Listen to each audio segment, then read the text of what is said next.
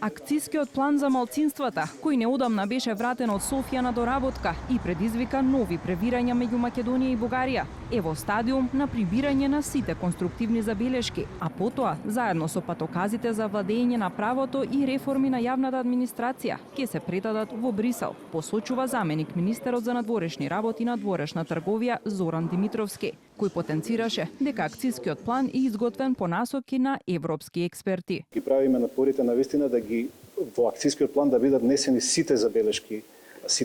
кои што се рационални и кои што можат да придонесат за унапредување на правата на малцинствата во Македонија. Интензивно сега работиме на завршување на сите реформски закони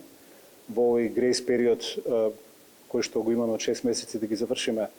сите и нашето европско досие да биде чисто во таа смисла и да останат овие прашања што се уште ги имаме за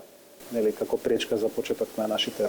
преговори за членство. На денешниот состанок на меѓувладината мешовита комисија за заштита на националните малцинства помеѓу Македонија и Хрватска, хрватскиот представник Звонко Милас посочи дека Хрватска и Македонија имаат одлични билатерални односи и се подготвени да помогнат и со унапредувањето на заштитата на малцинствата. Говоримо о промjenama Ustava u Republici Sjevernoj Makedoniji, samim tim i prilikom da Hrvati budu primjereno definirani, dakle kao hrvatska nacionalna manjina u Makedoniji. Imamo dakle već